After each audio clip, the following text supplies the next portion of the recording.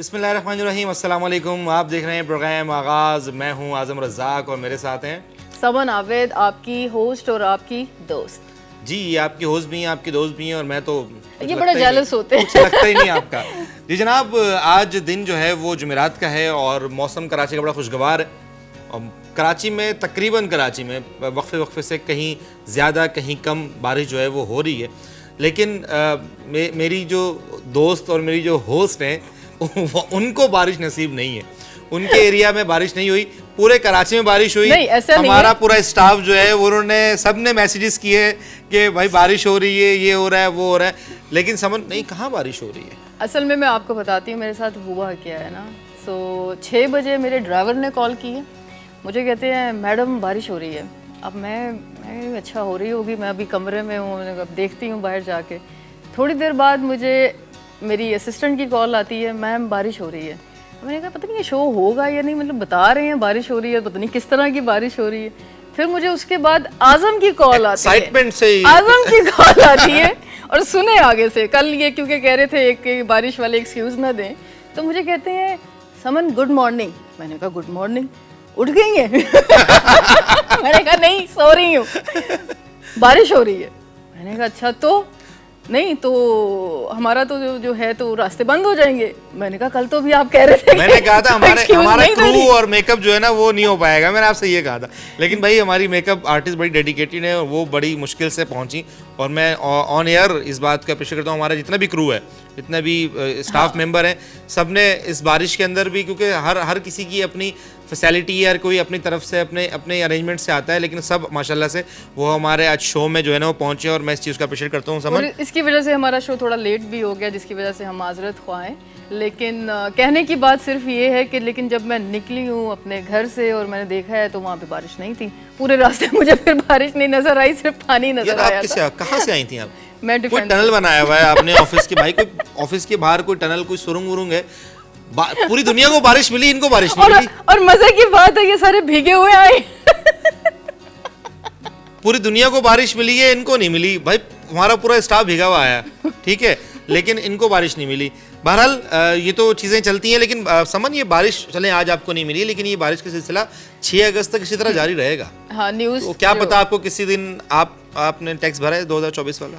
ये मुझे लग रहा है, ये मुझे लग रहा है कि मुझे लगता है इन्होंने टैक्स नहीं भरा। ये जो हमारी जुलाई में टैक्स फाइल होता है, IRS डिपार्टमेंट है ना, ये जो जुलाई में टैक्स फाइल होता है। मुझे लगता है आज जुलाई गुजर गई, 1 अगस्त है, तो इन्होंने जो है ना इन्होंने टैक्स नहीं भरा, तभी इनकी बारिश जो है ना वो नहीं हुई इनके एरिया में। आजम वैसे वाकई ऐसा तो नहीं है ये इन्होंने कोई कुछ किया हो कि जिन लोगों ने टैक्स नहीं दिया हुआ उनको ये फैसिलिटीज भी नहीं? बड़ा वाला कप चाहिए, बड़ा वाला कप। मुझे वुमेन बोलना है। बड़ा वाला कप चाहिए जो इतना बड़ा होता है। मुझे वुमेन बोलना है। देखें यार, इनके काम देखें, कह रही है कि क्या ऐसा सिस्टम हो सकता है? अच्छा, मैं तो कप पे सोच रही हूँ कौन सा आपने वो नहीं देखा वुमेन? खैर एनीवे, जो कहने की बात है कि ये 6 दिन अभी चलेगी, बारिशों का सिलसिला चलेगा। तो आप अपने लिहाज से जो भी स्केड्यूल कर रहे हैं, अपने प्लान्स कर रहे हैं, वो ज़रूर देखिएगा, क्योंकि इसमें हादसात भी हो जाते हैं। आप अगर आउट ऑफ कंट्री जा रहे हैं, या आउट ऑफ कंट्री तो नहीं कहना चाहिए, जो बाय रोड जाते हैं, आउट ऑफ सिटी मतलब, तो वो ऑफ कोर्स रोड्स के में उसमें अपनी स्पीड गाड़ियों की आहिस्ता रखें। वो जो पापी और ज़ोर ज़ोर से ओवरटेक करना और इस तरह की जो तेज़ स्पीड ना रखें। एक छोटी सी गलती से आपका या किसी का भी नुकसान हो जाए या जानी नुकसान हो जाए, वो तो अच्छी बात नहीं है। और साथ साथ जो है ना वो समझ, जो खास तौर पे कराची में बाइक वाले हैं, क्योंकि कराची में बहुत ज़्यादा लोग हैं जो बाइक राइडिंग करते हैं। अच्छा, उनके लिए ख़ास तौर पर ये चीज़ है कि हम जो है वो बाइक राइडर्स को ये कहें, और बाइक राइडर्स अपने आप में भी, क्योंकि जब बाइक राइडिंग हो रही होती है, रोड बहुत स्लिपरी होते हैं, स्लिप हो जाती है बाइक, तो ख़ास तौर पर हेलमेट का यूज़ करें, अपनी सेफ्टी का ध्यान रखें, हर चीज़ अपने साथ लेकर चलें, जो ज़रूरत का आपका सामान है उसकी हिफाजत करें। कभी भी कोई भी हादसा जो है वो हो सकता है। नहीं, और इससे ज़्यादा जो गाड़ियों वाले हैं वो बाइक का ज़रूर देखें, क्योंकि वो पानी खड़ा होता है ना, तो वो यूँ झड़प करके सारे कपड़े उन बेचारों के जो राहगीर हैं, और बिल्कुल वो कोई ऑफिस जा रहा होता है, उसकी छींटें आ रही हैं, इनके भी कपड़े खराब ही थे जब आए। हाँ, आज मेरे साथ सीन हुआ भाई। अभी डेडिकेशन देख रहे हैं आप। डेडिकेशन ये है कि इनको मैंने फ़ोन किया, मैंने कहा यार मैं नहीं आ सकता, रोड बहुत जाम है। उन्होंने कहा यार आप बाइक पर आ जाएं। डेडिकेशन तो मेरी हुई ना, थैंक यू, शुक्रिया। उन्होंने कहा बाइक पर आ जाएं। और आप ये देखें कि और ये सच में आ गए। मैं कैसे आया हूँ ये मैं जानता हूँ, कहाँ गाड़ी खड़ी है, कहाँ बाइक खड़ी है, कुछ पता नहीं है। बहरहाल लेकिन ये चीज़ें हमने इस चीज़ का ध्यान रखना है, हमने इस चीज़ को बहुत ज़्यादा काबू में रखना है। और ख़ास तौर पर जो हमारे बारिश का सिलसिला चलता है, इस बारिश के सिलसिले में जो तारे हैं, क्योंकि हमारा के इलेक्ट्रिक का सिस्टम, हमारी जो बिजली की वो डिस्ट्रीब्यूशन की जो कंपनीज़ हैं, वो बहुत सारी सेफ्टीज़ को मद्देनज़र नहीं रखती। बहुत जगहों पर मैंने खुद देखा है कि जहाँ पर करंट्स के जो है ना वो हादसा होते रहते हैं, बच्चे खास तौर पर। और सम टाइम ऐसा होता है आजकल समन, तो आपको पता है मीटर जो है ना लोगों के घरों के बाहर जो है लगे होते हैं, वो अगर किसी ने कोई बिल पे नहीं किया, खास तौर पर उन इलाकों में जहाँ पर बिल की जो है ना वो पूरी उनकी रिकवरी नहीं होती बिल्स की, वहाँ पर काटते हैं, वो तार बिल्कुल ओपन होती है, नहीं तो वो पीछे से करंट उसमें होता है, पीछे से करंट होता है, वो सिर्फ काट के छोड़ देते हैं। अच्छा, वो काट के छोड़ देते हैं, वो खुला होता है, बारिश में वो तार दीवार से टकरा जाए, पूरे दीवार में कोई लोहे की कोई ग्रिल लगी है उससे टकरा जाए, कोई किसी चीज से टकरा जाए, कोई बच्चा पकड़ ले उसको, मतलब कुछ भी किसी भी किस्म का हादसा जो है ना रोनमा हो सकता है। इस चीज़ का हमें भी ध्यान रखना चाहिए। और जो हमारी डिस्ट्रीब्यूशन कंपनीज हैं, अगर कोई ऐसा आप अमल देखें तो आप अपने डिस्ट्रीब्यूशन कंपनी वालों को भी समझाएं, प्लस उनकी हेल्पलाइन नंबर इस पे रैपिड रिस्पांस करते हैं, आप उन पे उनकी कंप्लेंट भी कर सकते हैं। तो समन, ये तो हमने मौसम की बातें कर ली। अच्छा, ये भी तो बताएं ना, इतना अच्छा मौसम है, जो घर की खवातीन है, कोई अच्छे अच्छे खाने बनाए, पकोड़े बनाए। हमारे नसीब में नहीं है पकोड़े, लग तो नहीं रहा कि आप डाइटिंग, हमारे नसीब में नहीं है। भले आप डाइटिंग की जरूरत है, बल्कि मुझे तो डाइटिंग की शदीद जरूरत है, लेकिन मुझे पकोड़े मैं कभी भी घर पे नहीं रहा जब बारिश होती है। मैं हम कभी ऑफिस में होता हूँ, कभी कहाँ होता हूँ, घर वाले पकोड़े जो है ना वो एंजॉय कर रहे होते हैं और हम नहीं करते। लेकिन मैंने आज सुना है कि पकोड़े बनने वाले हैं। हाँ, आपके लिए बनवा लेते अगर आपकी किस्मत में हुए तो बन मैंने सुना है। अच्छा, सुना है, मुझे आवाज आई है पकोड़ों की आज। वैसे हम इतने अच्छे कुक तो नहीं है, लेकिन ये कि कोशिश कर सकते हैं, क्योंकि मौसम अच्छा है। मैं खुशनसीब इंसान हूँ, मुझे आज समन के हाथ के पकोड़े नसीब होंगे। हाँ, मैं तो खाऊंगी नहीं क्योंकि मैं तो डाइटिंग में हूँ, लेकिन ये कि अच्छे होंगे, आई बिलीव इट इंशाल्लाह। जैसे कल अंडा अच्छा था, अंडा मेरा बहुत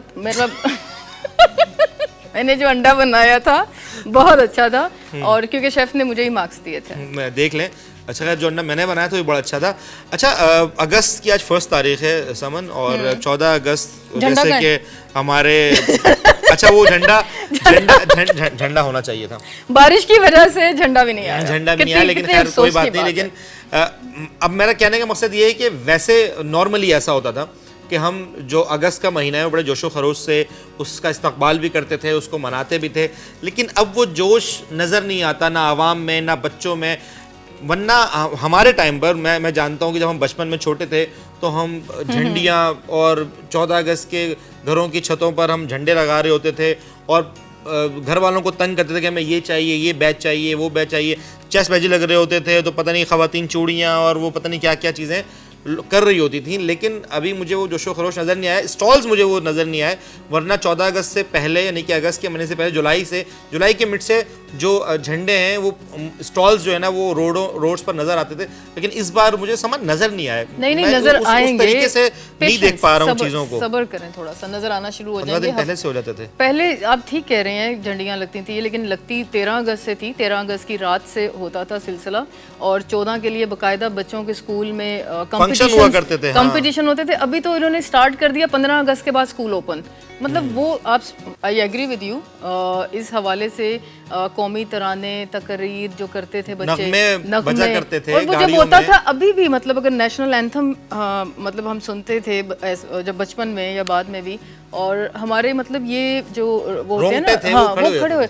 अब ये चीज़ होनी चाहिए, क्योंकि हमारा पाकिस्तान है, प्यारा पाकिस्तान है, तो पाकिस्तानी चाहे जैसे भी हो लेकिन हमारे लोग हैं। नहीं, देखिए, मुल्क हमारे लोग हैं, मुल्क देखिए, जब आपका अपना मुल्क है तो इस वजह से बहुत सारी बातें हमें अनाउंसमेंट कर दें मुझे किस चीज़ की, कि हम जो भी हमारे नेक्स्ट शो होंगे, हम अपना नेशनल एंथम जरूर स्टार्ट करेंगे। अपना प्रोग्राम हमने आज से ही करना था, लेकिन आज से करना था, वो लेट हो गए, तो हमने चीज़ों को जो ना, लेकिन हम डेफिनेटली हमें सबको एहतमाम करना चाहिए। देखिए, हमारे मुल्क में हमें बहुत मुश्किलात हैं इस वक्त। मुल्क हमेशा से एक नाजुक सूरत हाल से गुजर रहा होता है, और गुजरता है, और आज भी गुजर रहा है, और ये हम बचपन से सुनते आ रहे हैं, और बड़े हो गए, जवान हो गए, और शायद हमारी आने वाली 1-2 नस्लें भी ये सुने। लेकिन जाहिर है जो आज़ादी हमें यहाँ पर है पूरी दुनिया में कहीं नहीं हमें मिल सकती। चाहे दुनिया किसी भी हिस्से में चले जाएं, आपको ये वाली वाइब्स, ये वाली आपको जो फीलिंग्स हैं, ये आपको पूरी दुनिया में कहीं भी नहीं आएंगी। जो आपके अपने मुल्क की हैं, आपके अपने लोग हैं, यहाँ पर आपके सुनने चाहने वाले लोग मौजूद हैं। हमारा घर है ये हमारा अपना घर है। हाँ। इख्तलाफात अपनी जगह पर, लेकिन मोहब्बत, हम मुल्क से बाहर जाते हैं तो वहाँ पर हमारे पास सिर्फ एक चीज़ होती है कि देखिए मैं मुल्क से बाहर जाती हूँ और अच्छा मैं काम भी करती हूँ इंटरनेशनली। अच्छा। लेकिन मैं आपको बता रही हूँ अपनी फीलिंग्स भी वो वाली अपनायत नहीं आ सकती जो अपने घर की आती है। ठीक है, हम जैसे हम काम करते हैं, काम कर लिया, ग्रूम हो जाते हैं, चीज़ें देखते हैं, पूरा टाइमिंग, थोड़ा अरसा गुजरता है, 4 दिन 10 दिन, उसके बाद बस हो जाती है, अच्छा अपने वापस अपने घर चलें। तो पाकिस्तान हमारे ब्लड में है, मेरे तो खून में है, इसीलिए मुझसे बड़े लोग पूछते भी हैं कि आप बाहर क्यों नहीं सेटल हो जाती। कौन सा रंग का? ये लाल और सब्ज। पाकिस्तान इनके खून में, किसी को पाकिस्तान चाहिए खून निकाल लें। वैसे खून आप जितना मेरा नहीं छोड़ते हैं। मैंने अभी निचोड़ना शुरू कहाँ किया है, अभी शो शुरू हुआ है, अभी तो खून नुचड़ेगा। तो मेरे ख्याल से समझ, छोटा सा ब्रेक लेते हैं। हाँ। ब्रेक के बाद दोबारा मुलाकात करते हैं, कहीं जाइएगा मत, देखते रहिए प्रोग्राम आगाज।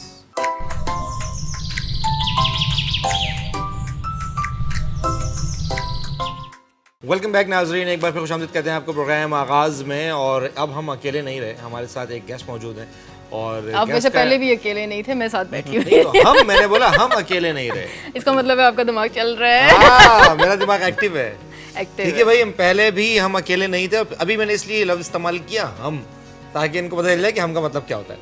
अच्छा जी, तो हम अकेले नहीं, हमारे साथ गेस्ट मौजूद हैं और गेस्ट हमारे साथ इस वक्त आ चुके हैं हमारे सेट के ऊपर। बहुत शुक्रिया मुदस्सिर साहब आपका प्रोग्राम में टाइम देने के लिए। मुदस्सिर साहब हैं हमारे साथ मौजूद, मुदस्सिर थानवी साहब एंकर भी हैं, एनालिस्ट भी हैं।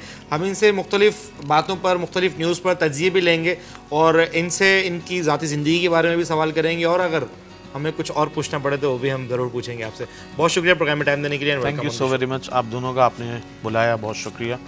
और ज़बरदस्त आप शो कर रहे हैं। मैं इनके समन के स्टेटस पे देख रहा था और मैं सोच भी रहा था कि पता नहीं किस दिन मेरा बुलावा आ जाए और देखें कि सच्चे दिल से सोच ही रहा था कि जैसे मैंने कहा था ना, सोशल मीडिया इस वक्त एक बहुत बड़ी पावर बन चुकी है। एग्जैक्टली ऐसा ही है, क्योंकि आपका जो फेसबुक के जो स्टोरी के स्टेटसेस होते हैं, तो मैं सोच रहा था कि यार ये तो हर वक्त ट्रैवलिंग में रहती हैं, पाकिस्तान से बाहर रहती हैं, कैसे मैनेज करेंगी रोज सुबह उठ के 9 बजे मॉर्निंग शो करना। आपने क्या बता दिया। क्योंकि जब आपने ये क्या बता दिया इन लोगों को।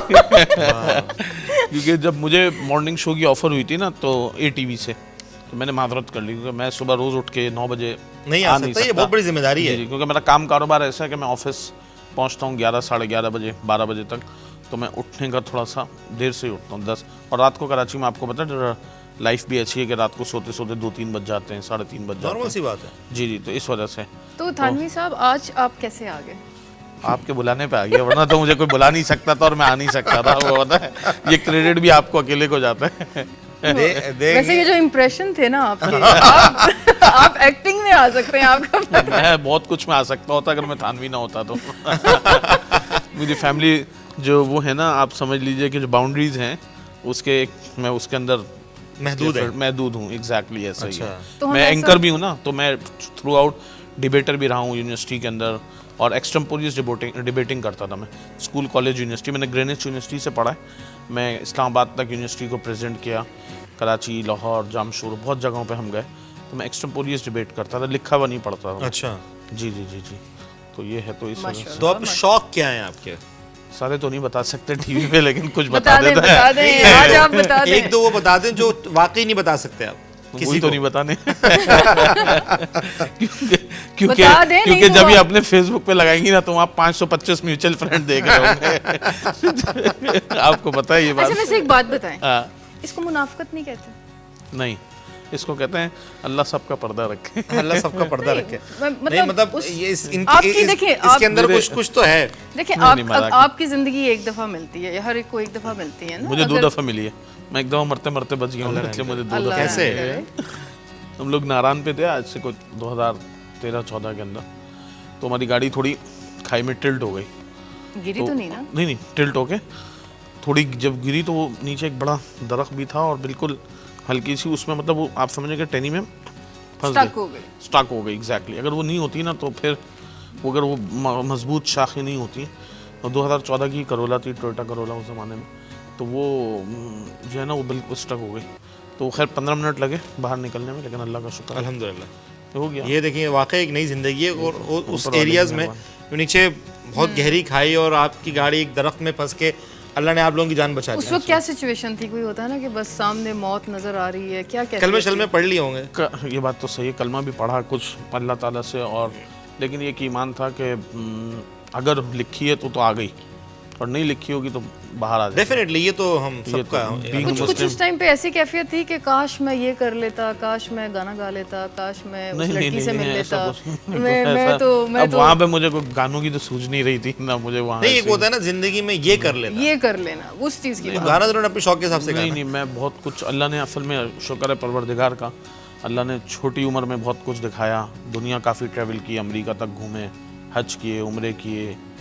जो एक आम आदमी की सोच होती है, अल्लाह ने उससे बहुत ऊपर इज्जत दी, मामला दिया। तो इसलिए मेरी आज तक की तारीख तक कि आप कुछ पाने को की बात कर रहे हैं। एक होता है ना आजादाना ख्याल में, या जैसे आपने कहा कि भाई हम एक लिमिटेड हमारी जो है ना वो अप्रोच है, उसकी वजह है कि वो हमारे फैमिली नॉर्म्स ऐसे हैं। हमारे फैमिली नॉर्म्स हैं, उनको मैं प्रोटोकॉल्स पूरे देता हूँ अपने फैमिली नॉर्म्स को ना। जाहिर है तो आपकी जो फैमिली लेगेसी है उसको तो आपने बरकरार रखना है ना, क्योंकि आप हो ना हो आपकी फैमिली लेगेसी तो सारी ज़िंदगी रहेगी ना। तो इसी वजह से तो ये बहुत ज़रूरी है आपको आपकी फैमिली लेगेसी को बरकरार रखना। जो आपके रूट्स हैं उनको आपने कब मजबूत रखना है हमेशा। बाकी सब चीज़ें तो हंसी मजाक है, आपको पता है। फिर ये करते हैं वो, फिर दिखा नहीं सकते ना, बस छुप के करते हैं। नहीं, और फिर ये छुप के करते हैं, और जो खुलेआम कर रहा होता है उसको जज करते हैं। ये सबसे बड़ा मसला है। नहीं, ऐसी कोई बात नहीं ना, हम छुप के करते ना। देखिए आप माइंड मत कीजिएगा, कर भी लें तो हमें क्या फर्क पड़ता है। क्या हमने ऐसा क्या करना है जो खुलेआम हो या छुप करो। तो जो कुछ है सब आया है दुनिया के सामने, ये है और क्या। अच्छा, चलो एक बात बताएं, सच्ची बताइएगा, ठीक है? ऑन एयर है, कैमरे के सामने, इसीलिए वही सवाल करिएगा जिसका मैं जवाब दूं आपको। आप स्टेटस देखते हैं सोशल मीडिया में, और मेरी तो हर तरह की तस्वीरें होती हैं। जी देख लें आप। उस पे आपका क्या मतलब, आपकी क्या सोच क्या होती है? मैं पॉजिटिव ही लेता हूँ। मैं कहता हूँ इनको गर्मी ज्यादा लगती है। ये समझ आ रही है। भाई किसी को गर्मी ज्यादा लगती है तो कम कपड़े पहन लेता है। आपने मुझसे पूछा तो मैंने बता दिया। अब जो मेरे दिमाग में आता है, कोई लोग, देखिए मैं आपको एक बात बताऊँ ना, किसी को भी आप उसकी ड्रेसिंग से, उसके जेस्चर से आप जज नहीं कर सकते, क्योंकि आपको नहीं पता कि अल्लाह रब्बुल इज़्ज़त ने उसको किस मिट्टी से पैदा किया और उसके अल्लाह के साथ क्या मकाम है, वो है ना। ये बात मैं तो उसको बिल्कुल नेवर जज करता हूँ। मैंने उसको कभी जज ही नहीं किया, क्योंकि मैंने बचपन में, मैंने जैसा आपको बताया, तो मैं बड़ी इस्लामिक नॉलेज के साथ बड़ा हुआ हूँ। तो हमेशा जो है ना, हमें इस्लामिक नॉलेज में ये बताया कि किसी को भी आपने लाइफ में अंडर एस्टिमेट नहीं करना, किसी को भी। नंबर 1, अपने आप को बेहतर और दूसरे को बदतर नहीं समझना। नंबर 2, ठीक हो गया ना? क्योंकि आप देखें, मिसाल के तौर पे, छोड़ें ये तो आपने मजाक की बात कर दी, मैं आपको एक सीरियस उस पर नोट देता हूँ। एक आदमी है, काफिर पैदा हुआ, नॉन मुस्लिम पैदा हुआ। आप क्या समझती हैं कि मैं मुसलमान हूँ, मैं जन्नत में चला जाऊँगा, और वो काफिर है, वो जहन्नम में चला जाएगा? ये एक आम मुसलमान की सोच है ना, परसेप्शन तो यही है। पता चला कि भाई वो तो काफिर जाके 48 ईयर्स में मुसलमान हो गया, वो पक्का मुसलमान हो गया, और हमसे बेहतर मुसलमान हो गया। मैं तो 48 साल से मुसलमान था, मिसाल है 50 साल से मुसलमान था। वो जो 50 साल में आज मुसलमान हुआ, जिसने सारी ज़िंदगी कुफर में गुजारी, और उसने आज ही हिदायत पाई, और वो फिर एक्सट्रीम पे चला गया। मैं 2008 में हज पे था, छोटा सा था मैं, उम्र मेरी 20-22 साल थी। तो वहाँ पर मुझे पता चला कि एक स्विट्ज़रलैंड से बंदा आया होता, मदीना मुनव्वरा में थे हम लोग। तो मैंने उससे पूछा, तो उसने बोला कि मैं 7 महीने पहले मुसलमान हुआ, और 7 महीने में एक, अब मैं जब हज पे था मेरी उम्र 22 साल थी। अब आप सोचें कि मुझे हज करने में 22 साल लग गए, और उसको 7वें महीने में बुलावा आ गया। तो देखिए ये वो है। हमें अभी तक नहीं आया, हमें अभी तक नहीं आया। अल्लाह का इंशाल्लाह आएगा। अल्लाह सबको हिदायत दे। हाँ, इसमें कोई, आप दुआ कीजिएगा ना। आपने तो माशाल्लाह भी कल फिर उम्रे पे जा रहे हैं। ऑन एयर करनी है, ऑफ एयर करनी है दुआ? नहीं है, वैसे हम कोशिश करेंगे एक सेशन रखें हम दुआ का, ऑन एयर आखिरी में। मेरी रमजान ट्रांसमिशन नॉन कराएं ना आपने यहाँ पे। तो ये है। तो अच्छा बताएं, ये बताएं आपकी हॉबीज क्या हैं? मैं अर्ली मॉर्निंग जिम जाता हूँ। हैं, जिम जाते हैं? जी। तो असर क्यों नहीं हो रहा? आपने मुझे अब देखा है, मैं पहले वेट गेन करने जाते हैं। नहीं, मैंने 43 केजी वेट लूज किया है। अच्छा, 43 पहले- केजी मैं पहले लूज लूज कर चुका हूँ। अच्छा, उस 43 केजी जी पहले मेरा जो वेट था उसमें मैंने 43 केजी वेट लूज किया। फिर मेरा अब जो है वो 16.5 उसमें बढ़ा हुआ है, लेकिन अब वो जो 16.5 है उसको मैं मेंटेन रखता हूँ विद इन 13 टू 16.5, यानी कि 3-4 किलो उसी में ही मैं प्लस माइनस होता रहता हूँ। मैं ज़्यादातर इंटरमिटेंट फास्टिंग पे रहता हूँ, तो इस वजह से नहीं, मेरी तरह मैं भी नहीं खाती। नहीं, मैं इंटरमिटेंट फास्टिंग करता हूँ। मेरा पहला मील जो होता है ना वो 3 o'clock में होता है, आफ्टरनून में, रात में। जी, उससे पहले मैं सिर्फ चाय, ग्रीन टी, ब्लैक कॉफ़ी हो गई, या कोई चिया सीड्स हो गए, ऑलिव ऑयल हो गया, ये चीज़ें लेता हूँ। तो मैं कैसे शुगर वगैरह मेंटेन करते हैं इसमें? ये सारा मैं उस पर करता हूँ। कैलकुलेटेड है? कैलकुलेटेड चीज़ों पे चलता हूँ मैं। जैसे मैं दोपहर में अगर 3 बजे खाना लेता हूँ तो मैं उसमें बिरयानी कौरमे नहीं खाता, मैं वो खाता हूँ मखाने समझती है ना आप? नहीं, मखाने समझ गया। मखाने आप समझते हैं ना? वो जो वाइट होता हाँ, वाइट जो वो एक तो मीठे वाले होते हैं। तो वो तो डाइट में नहीं नहीं, मखाने वो वाले मखाने नहीं जो आप समझ रही हैं। मखाने जो मोटे वाले होते हैं। जी, वो होते हैं। वो फिर हम ऑलिव ऑयल में रोस्ट करके वो एक बॉल ले लेते हैं। तो ये किसी न्यूट्रिशनिस्ट के? जी, फिर ठीक है। हाँ, फिर हम शाम को 6-6:30 बजे फ्रूट ले लिया घर जाके, फिर रात को 8:30-9 बजे तक खाना खा लेते हैं।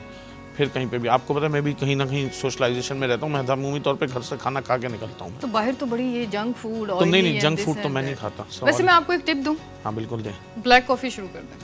ब्लैक कॉफी तो मैं और पीता गर्म हूँ। पानी, हॉट वाटर, गर्म पानी, नीम गर्म नहीं, गर्म तपता हुआ, वो पीना। तपता हुआ पानी जला देगा आते। कराची का मौसम इतना तप रहा है, उसमें भी हम नहीं, ये चाइनीज जो है वो जापानीज और चाइनीज। Yes. असल में देखें वो Japanese health wise is very good. जी, असल में हर मुल्क की अपनी अपनी डायमेंशंस हैं और हर मुल्क के अपने अपने वो भी अपने पर हैं। ज्योग्राफिकल थोड़ा सा एग्जैक्टली ज्योग्राफिकल चेंजेस भी है ना, उनके ऊपर गर्म पानी शूट कर जाएगा। अगर पूरा कराची, मिसाल के तौर पर कराची में अगर हम 10,000 लोग भी गर्म पानी पीना शुरू हो जाएंगे ना, तो हम वो हो नहीं सकते। इसलिए क्योंकि एक तो हम मैं आपको नहीं, मैं वो नहीं कह रहा कि वो वेट लूज की बात नहीं कर रहा, क्योंकि जो आपकी जो दिमागी तवानाई है, जिस मौसम में आप रह रहे हैं, जिस गर्म माहौल कराची के अंदर, लोगों की तबीयत की एक्सर्शन है, मुल्क में आप रोडों पे कचरा है। अभी आपको पता है यहाँ आने में आधा पौन घंटा लग गया, सुबह बारिश हो रही थी, इतना ट्रैफिक है स्टेडियम से लेके और आपके वहाँ तक आने में।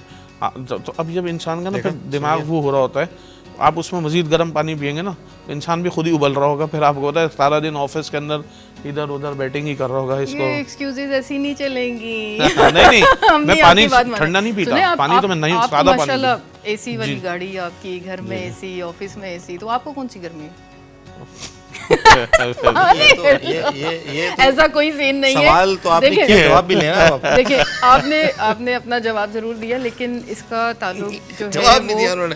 वो ये कह रहे हैं कि गर्मी ज्यादा है बाहर, तो उनका आप मकसद गर्म ये है अंदर पियेंगे कि तो जिस माहौल में आप रहते हैं उस माहौल के अकॉर्डिंगली आप अपने आप को जो है ना उसमें शामिल करते हैं। आपको इसकी फायदे का पता है गर्म पानी का? मुझे फायदे का जरूर हाँ, मुझे मालूम है। इससे क्या होता है, आपका ब्लड प्रेशर और शुगर कंट्रोल में रहती है। आप हाँ, जब ये और आपका जो डाइजेस्टिव सिस्टम है वो जिस तरह हमारी, बल्कि हमें ज़्यादा पीने की इसलिए ज़रूरत है क्योंकि हमारे यहाँ ऑयली चीज़ें ज़्यादा खाई जाती हैं।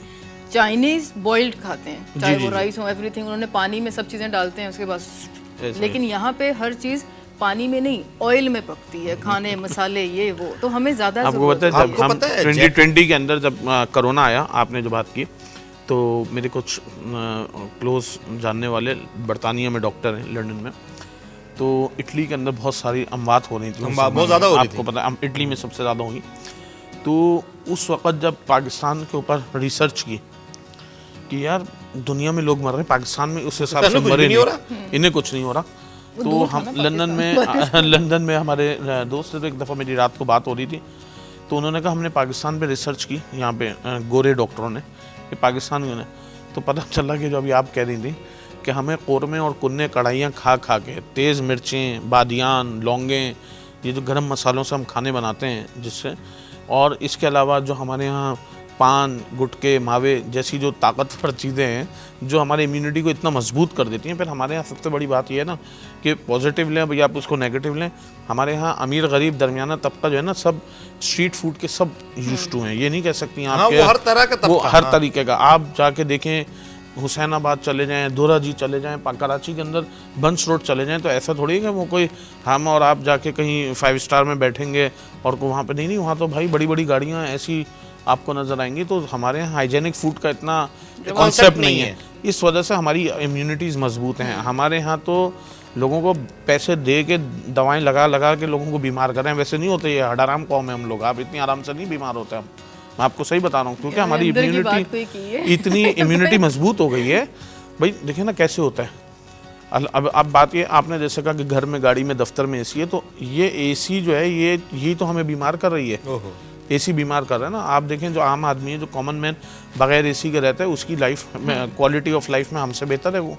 उसमें क्वालिटी लाइफ बर्दाश्त ज़्यादा है। ये चीजें डिपेंड करती हैं। देखिए मैं आपको बताता हूँ, जी बताइए। अगर कोई ताकतवर इंसान है, सपोज मैं, आप, कोई भी जो बिल्कुल नॉर्मल ताकतवर इंसान है, जो हम कहते हैं ये फिट है, सही है, प्रैक्टिस की बात है। बात सिर्फ है किस चीज़ की प्रैक्टिस की। अगर वो गए भाई वजन उठाया 20 kg एकदम, तो हम क्या करें, एक दफ़ा उठा लेंगे, 2 दफ़ा उठा लेंगे, तीसरी दफ़ा हमारे हाथ शल हो जाएंगे। हम प्रैक्टिस में नहीं है।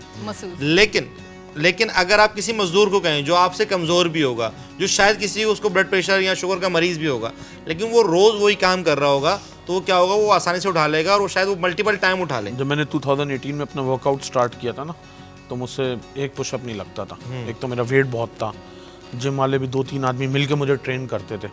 तो मैंने कभी ज़िंदगी में ये नहीं सोचा था, मैं बहुत ईमानदारी से बता रहा हूँ, कि कभी मैं इस तरह 43 kg के ऊपर ट्रांसफॉर्मेशन कर जाऊँगा। क्योंकि एक मन होता है 40 kg, 40 kg, हाँ। एक मन होता है, बंदे में से 40 kg, मतलब आपका 40 कम हुआ है। 43 kg कम हो गया था मेरा, ठीक है ना। अभी तो 15-16 किलो बढ़ गया मेरा, लेकिन 43 के तो मैं बिल्कुल इतना स्लिम हो गया कि ऐसा लगता नहीं था कि मतलब कि मेरे को एक बंदा मेरी एज है, जी, वो बिल्कुल ऐसा बच्चा लगने लगा। तो क्या किसी पे क्रश हो गया था? स्किन जो है, एक मिनट हमारा तो काम ही रहती क्रश का है ना, तो हमें क्या, मैंने कहा पता नहीं कोई किसी पे क्रश हो गया था, कोई महबूबा फंस गई थी, आपने कहा मैं वेट कम करूंगा, नहीं तो हाँ नहीं करेगी। आखिरी सांस तक चलता ही रहता है, उसमें क्या होना नहीं होना। वैसे आप शादी कमर को देख लें, जी 14 इयर्स हो गए मेरे। अच्छा आप लेकिन फेस से इतने बड़े नहीं लग रहे। नहीं, तो मेरी एज, मैं 38 इयर्स का हूँ। अच्छा, लेकिन आपका बेबी फेस है इतना वो। नहीं, आप 38 की भी नहीं लगते। 28 नहीं 38 एज है मेरी। नहीं 38 चलिए खुश हो जाएं। वाकई नहीं लगते। वाकई आप देखा जाए तो थैंक यू। लेकिन मेरी शादी को माशाल्लाह लाइक 14 साल हो गए। बेटी है मेरी 11 साल की। जी ऑन एयर बता रहा हूँ, वो तो मुझे बताते भी नहीं है, बस लोग बताते हैं। जो आपको मैसेज कर रही है ना, इनकी एज सुन ले अब। नहीं वो करती रहेंगी, उनको पता है सब। उनको वो पता है जो किसी को नहीं पता। उनको वो पता है जो किसी को भी नहीं पता। उनको वो भी पता है जो किसी को नहीं पता। ये बात मतलब ये तो अच्छा, मैं तो वैसे ही आपको वो कह रही थी, लेकिन आप तो बड़े अच्छे हैं भाई इस मामले में। वो तो हम अच्छे हैं, और हमारे 2 बच्चे हैं, आपको पता है। नहीं अभी आपने कहा था एक बच्ची है बस। नहीं मैंने कहा मेरी बेटी 11 साल की, बेटा भी है 5 साल का। अच्छा माशाल्लाह, 2 बच्चे हैं। जी। तो अच्छा, ट्रैवलिंग मैंने आपका एक है कि आपको बिजनेस भी है ट्रैवलिंग में? नहीं अब करने का सोच रहे थे किसी के साथ, वो मीटिंग हो नहीं पा रही उनके साथ हमारी ना। कुछ वो मसरूफ हैं, कुछ हम मसरूफ हैं। मैं पहले टर्की चला गया था, 10-15 दिन वहाँ घूम कर आया। अभी थकन उतरी थी, तो मेरे घर वालों ने बोला यार उम्रे पे चलते हैं। तो मैंने कहा भाई चलो फिर उम्रे पे चलते हैं। उनके साथ उम्रे पे जा रहा हूँ मैं इंशाल्लाह। 1-2 दिन में भी बस देखें कब जा रहे हैं। अभी मीटिंग नहीं हो पाएगी, अब मुश्किल हो जाएगा, मीटिंग नहीं हो पाएगी। नहीं ये कह रही है मैं पहले हज कर लूं, उम्रा कर लूं। लेकिन तो उल्टा हो गया ना, वो तो पहले बिल्ली पहले चूहे खाती है। 900 चूहे खा के बिल्ली हज को चली। चूहे को खाना नहीं है ना, बिल्ला बेटा। चूहा खाना नहीं है ना। अच्छा जी, मेरे ख्याल से हम एक ब्रेक लेते हैं। ब्रेक के बाद हम न्यूज शामिल करेंगे और फिर न्यूज पर डिस्कशन करेंगे, ठीक है। तो जनाब फिलहाल जा रहे हैं छोटे से ब्रेक पर। ब्रेक के बाद दोबारा मुलाकात करेंगे। कहीं जाइएगा मत, देखते रहिए प्रोग्राम आगाज।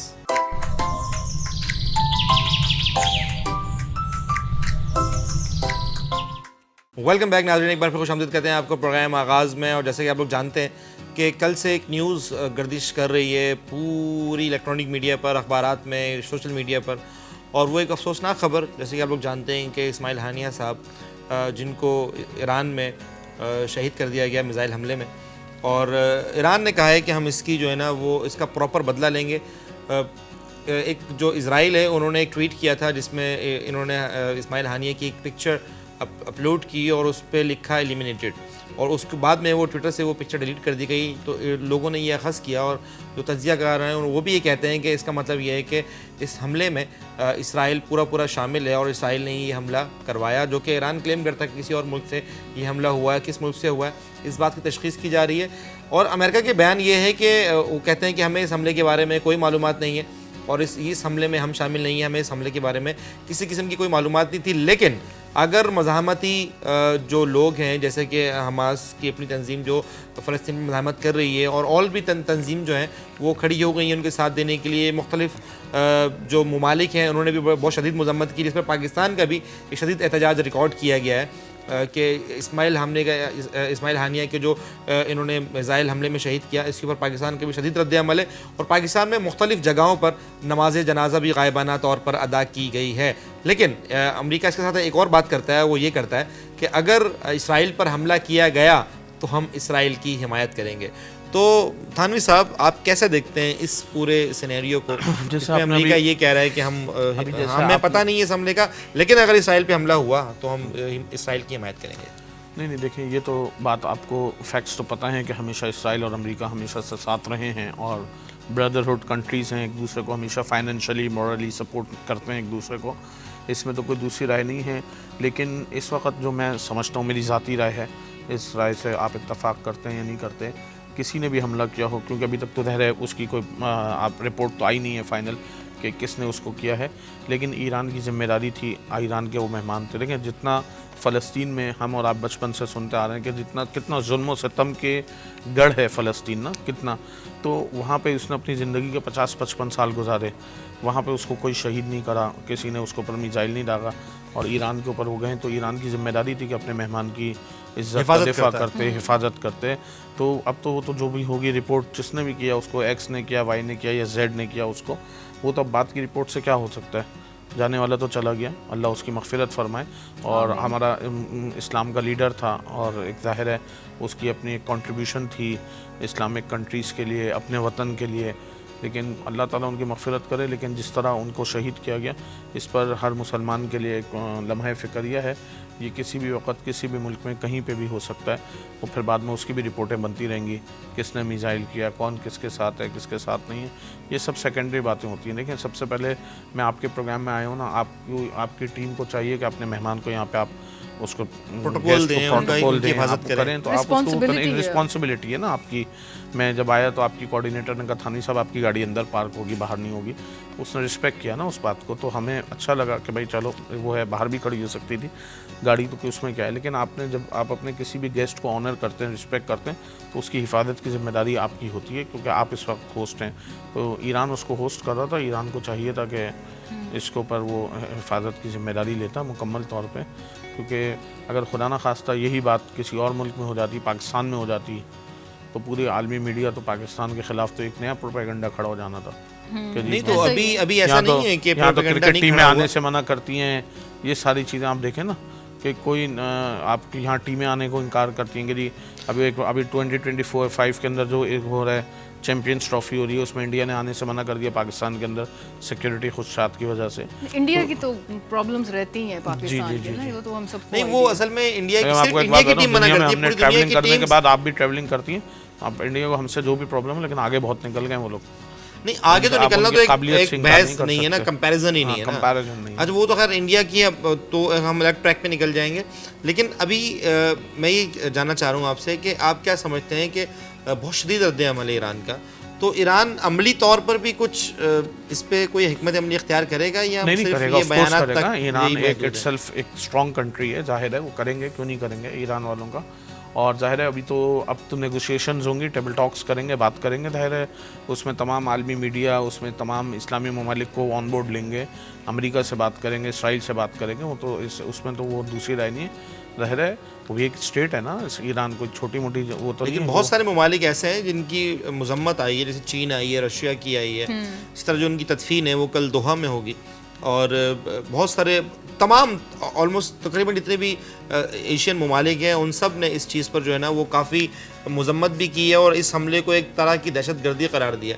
लेकिन दहशतगर्दी आपको पता है पूरी दुनिया में इस वक्त आम ही होती जा रही है ना, जब जो जिसकी लपेट में आ जाए वो दहशतगर्दी का हो जाती है वहाँ पे। तो ये तो ईरान में हो गया, कभी पाकिस्तान में हो जाते हैं, कभी मसाजिद, कभी इमाम बारगाह, कभी जुलूस, कभी जलसे, कभी पॉलिटिकल इशूज़, कभी रिलीजियस इशूज़, कभी सेक्टेरियन इशूज़, ये तो चलता रहता है। अब ये तो इसका क्या कर सकते हैं। लेकिन आप नहीं समझते कि ये एक बहुत बड़ा लॉस है हमास को, और इस पे सीज फायर होगा या अभी भी इस तरह जंग चलती रहेगी? पता चलेगा। मुझे तो इतना इसके मैं क्या बता सकता हूँ कि सीज फायर की क्या डेट दूँ आपको। अच्छा चले, आप ईरान गए हुए? नहीं, मैं ईरान नहीं गया कभी। इसी डर से नहीं गए कि आपका यूएसए का वीजा नहीं लगेगा? मेरा लगा हुआ है। आप पता है टिकट कब बना के दे दिया। अच्छा, ये एक मिथ नहीं है, मतलब इसको मिथ नहीं कहना चाहिए। अच्छा, मुझे प्रॉब्लम्स पाकिस्तानियों को फेस करनी पड़ रही है, जो कि सच भी है। अच्छा, मुझे टू बी वेरी ऑनेस्ट, ये जो आप बता रही है ना, ये मुझे अब पता चल रही है बात आपके प्रोग्राम के तवज्जुह से, कि जिसके पास यूएस का वीज़ा हो या जिसने यूएस ट्रैवल करना हो वो ईरान नहीं आ सकता। मेरा क्योंकि इत्तेफाक से ईरान में कोई एक तो न जानने वाला है, ना मेरा कोई काम नहीं था। तो आप अमेरिका, लंदन में तो सबकी आपकी कुछ जो ना कोई दोस्त या बिजनेसेस हैं, फैमिलीज़ हैं, फ्रेंड्स हैं, फिर वो तो ज़ाहिर एक टूरिस्ट प्लेसेस हैं। तो हम तो वहाँ इस साइड वजह से जाते हैं। टर्की तो मैं जैसे गए जाते हैं, या कहीं भी बाकू वाकू जाते हैं, टूरिस्ट प्लेस है। तो आप कहीं भी चले जाएं यूरोप में, ऐसा नहीं है कि मैं तो मुझे नहीं पता कि एक बहुत बड़ा तबका है जो ईरान और इराक जाता है। हमारी जो अहले तशरीह कम्युनिटी है जी, वो ईरान और इराक जाते हैं। अच्छा, ईरान और इराक जो है ना, वो बहुत बड़ा तबका बाकायदा ज़ियारत के लिए जाता है। मैंने कहा ना कि मैं अच्छा, दूसरी बात ये कि ऐसा ये जो कहा ये मिथ, मेरी नज़र में ये मिथ है। उसकी वजह ये कि बहुत सारे मेरे खुद के दोस्त अहबाब, मेरा भी कभी ईरान जाना नहीं हुआ, लेकिन बाकी ऐसा नहीं है कि बाकी कंट्रीज़ का अगर ईरान का वीज़ा लगेगा तो अमेरिका का वीज़ा नहीं लगेगा। लगता है वीज़ा, लेकिन एक शायद स्ट्रॉन्ग स्क्रूटनी ज़रूर हो सकती है। क्या आपके वो इन पर्सन जो है ना, वो स्क्रूटनी ज़रूर हो सकती है कि आप, और अगर आप उसको कोई वैलिड रीजन देते हैं, भाई रिलीजियस पर्पस के लिए लोग जाते हैं ज़ियारत के लिए। और मेरे बहुत सारे दोस्त हैं जिनके ईरान के वीज़े भी लगे हुए हैं पहले। अभी आपने बताया, मुझे अब आपकी बात से क्लिक हुआ। अब हमारी जो माशाल्लाह अहले तशरीह कम्युनिटी है, वो तो ईरान जाती है ना, इराक जाती है। उनका तो वहाँ पर सारा कुछ है। तो क्या वो अमेरिका नहीं जाते या वो लंदन नहीं जाते? सब जगह जाते हैं, हर जगह जाते हैं। ये ऐसा कुछ नहीं है, मुझे नहीं पता। अगर फिर भी ये ट्रैवल एजेंट्स आपको बेहतर बताएंगे, आप उनको राब्ता करें। लेकिन खैर ऐसा नहीं है। तो जिसका बड़ी कंपनियां कराची में आपके इर्द गिर्द घूम रही हैं ट्रैवल एजेंसी में, आप वहाँ राब्ता करें ऑफलाइन होने के बाद। बिल्कुल ऐसा ही है, राब्ता करेंगे। और किसी और को भी ट्रैवल करना हो तो राब्ता कर सकते हैं हमसे। अच्छा, एक और मज़े की खबर ये है कि हमारी जो कराची की जो पुलिस है, CIA हमारी एक एजेंसी है, CIA की पुलिस ने एक गैर कानूनी टीम, मतलब एक टीम जो उन्होंने एक्सपर्ट की टीम थी, उन्होंने एक जगह गैर कानूनी छापा मारा। गैर कानूनी तौर पर जो मनी लॉन्डर था या किसी तरह उसके पास पैसे होंगे, उसको गैर कानूनी तौर पर गिरफ्तार किया, गैर कानूनी तौर पर उससे पैसे ट्रांसफ़र करवाए और फिर फरार। अरे वाह। और पता पैसे कितने थे? $90,000। $90,000 US डॉलर्स। ओरिजिनल पुलिस थी या नहीं? पुलिस ओरिजिनल थी। फिर देखिए, अगर पुलिस ओरिजिनल होती है, अगर उसको कहीं कार्रवाई करनी होती है तो एक उसका पैसे लेके चलेगी ना। ओके हाँ, वो कानूनी दायरा होता है कि हमने इस वारंट इशू होते हैं, वारंट इशू होते हैं, वकील उसके चीजें होते हैं, चोरों को पड़ गए मोर। हाँ, कुछ इस तरह की कहावत है। बिल्कुल ऐसा ही है। तो ट्रांसफर कैसे करा सकते हैं? वो ट्रांसफर उन्होंने कैसे किया ये मिस्ट्री है, क्योंकि अभी तक वो पकड़े नहीं गए, क्योंकि फरार हैं। लेकिन पुलिस डिपार्टमेंट ने उन तमाम अहलकारों को मुअत्तल कर दिया, और उनकी कुछ CCTV फुटेजेस और गाड़ी की जो मूवमेंट है उससे भी उनका पता चला, और जाहिर है वो फ़रार हैं और सामने नहीं आ रहे। तो इट्स मीन कि वो कार्रवाई डेफिनेटली उन्होंने की है।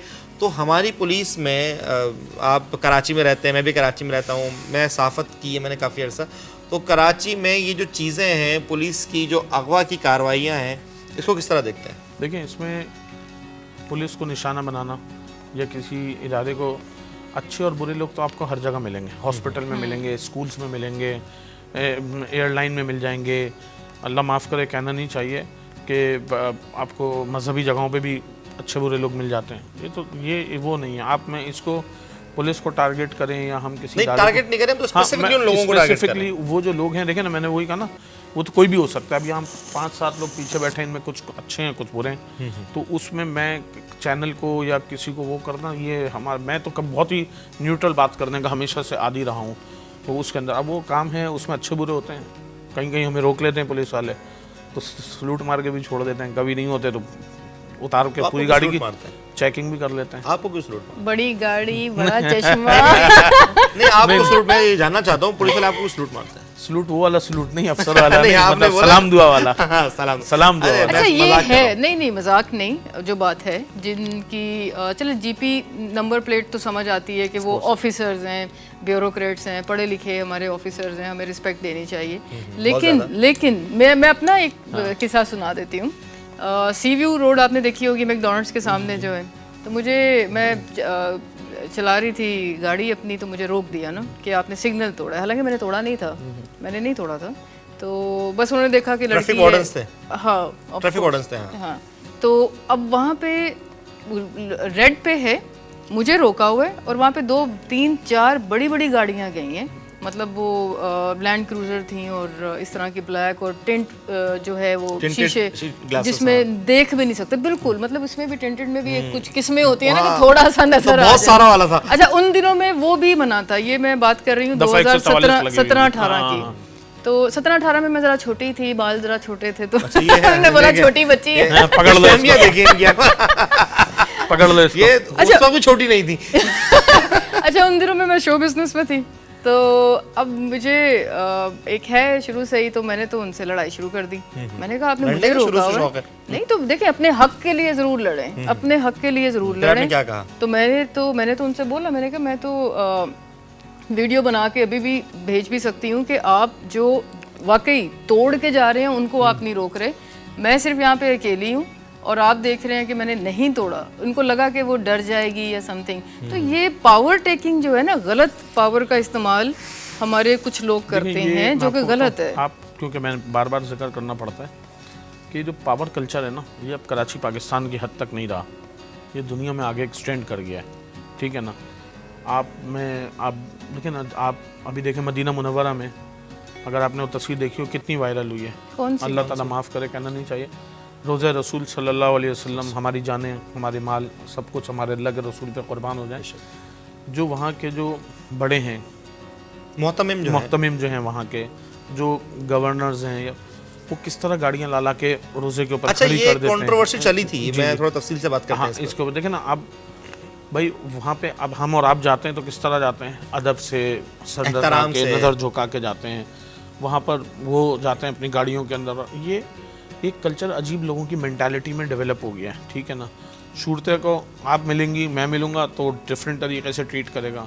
शूरते को अरबी मिलेगा तो उसको डिफरेंट तरीके से, अगर उसको अरबी में बात कर सकता है तो वो डिफरेंट तरीके से ट्रीट करता है, ठीक है ना। फिर चाहे वो सऊदी अरब का अरबी हो या किसी भी मिडल ईस्ट का अरबी हो, लेकिन जब वो अगर अरब देखें, ज़बान के जो बैरियर्स हैं ना, लैंग्वेजेस के जो बैरियर हैं, वो बहुत काउंट करते हैं, बहुत मैटर करते हैं, ठीक है ना।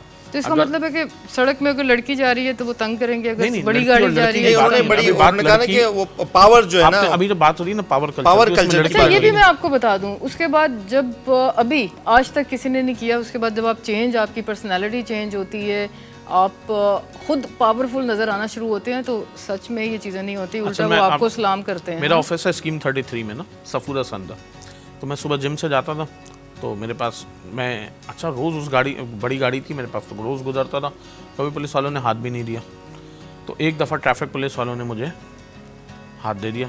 मैं बेगम की गाड़ी में था, टोयोटा करोला थी वो। बेगम को छोटी गाड़ी नहीं अब उसके बाद भी बड़ी है माशाल्लाह, ये मैं 2-3 साल बाद, तो वो उसने मुझे हाथ दे दिया गाड़ी वाले ने और पुलिस वाले ने। मैंने कहा भाई थानवी साहब तुम्हारी कोई इज्जत नहीं, गाड़ी वही लाया करो जो घर में खड़ी हुई है। मतलब जो बात है, बात की ना पावर जो कल्चर, मैंने उसने रोक लिया, उसने कहा सर शनाख्ती कार्ड दिखाएं, लाइसेंस दिखाएं, कागज दिखाएं। आपने बोला नहीं उनको भाई मैं वही हूँ जो बड़ी गाड़ी? नहीं, मैंने ऐसा बड़ी छोटी को कुछ बोला नहीं, मैं उसको चुपचाप खड़ा होकर दिखाता था। मैंने कहा भाई लेकिन आपने किया क्या था?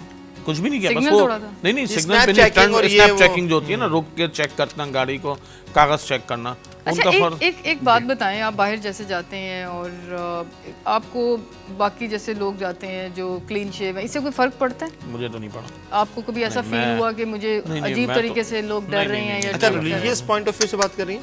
नहीं, मैं पर्सनालिटी की, रिलीजियस का तो किसी को आइडिया नहीं होता ना, जैसे आप तो जाएंगे, आप तो दहशतगर्द लगते भी हैं। हाँ पहला जो अगर कभी समन किसी हादसे का शिकार हो तो उसका जिम्मेदार मैं होऊंगा। असल में ऐसा नहीं है, देखें तो एक तो बात है कि नहीं बात है, आपका फेस है बेबी, ये तो दहशतगर्द लगते हैं। तो इनसे ट्रेंड हुआ, मुझे सीखा सब।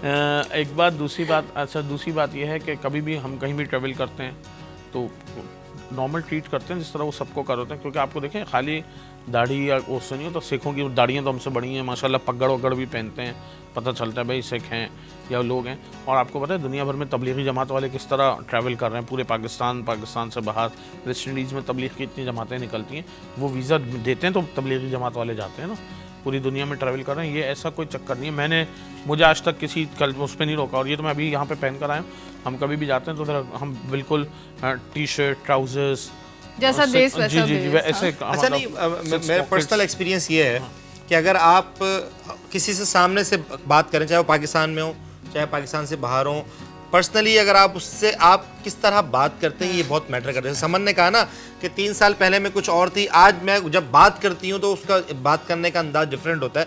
तो इस चीज़ में आप किसी पुलिस वाले से बात करें, आप किसी लॉयर से बात करें, आप किसी अथॉरिटी से बात करें, आप कहीं कोई काम करवाने जा रहे हैं किसी ऑफिस में किसी इदारे में, आप उनसे बात करें, they will treat you differently, क्योंकि आपके अंडरस्टैंडिंग का जो लेवल है वो भी हाई हो जाता है। प्लस आप उसको के साथ ऐड करें इस चीज को कि आपके पास खुद कितनी नॉलेज है, आपके राइट्स exactly, पता होने आपको अपने चाहिए। राइट्स पता है, आप उससे जो बात करते हो सामने समझ आता है कि ही नोज हिज राइट।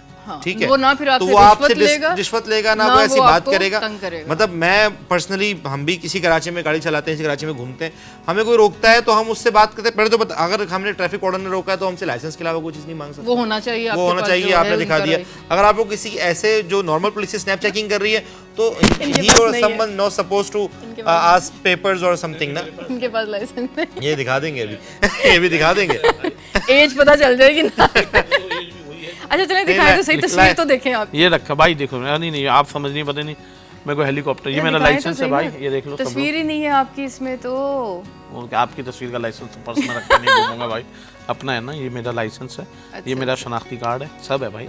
मैं एक मुअज़्ज़ज़ शहरी हूँ इस शहर का। मैं अपने सारी चीज़ों को प्रोटेक्ट, और मेरे पास मेरी गाड़ी में ना पेपर भी है, क्योंकि मैं आपको बताऊं किस चीज़ का, गाड़ी का जो पेपर होता है। अच्छा, गाड़ी के पेपर, जो गाड़ी का पेपर है वो मैं गाड़ी में हमेशा रखता हूं। गाड़ी आपके नाम? जी जी, मेरे ज़ाती नाम पर है। हाँ, टैक्स दिया हुआ है भाई, सारे टैक्स हैं। टैक्सेस सारे हैं, टैक्सेस भी मैं, हाँ ये 3 गाड़ियां भाई बता चुके हैं। नहीं हाय मैंने भाई कह दिया, माइंड नहीं सारी उम्मीदें पानी फेर दिया। ऑन एयर तो आप जो मर्जी कहें, मुलाकात तो आपसे ऑफ एयर होनी है। अच्छा, हरासमेंट के बारे में क्या बात करते हैं? हरासमेंट, अच्छा ये बताएं कल रात आपको नींद क्यों नहीं आई?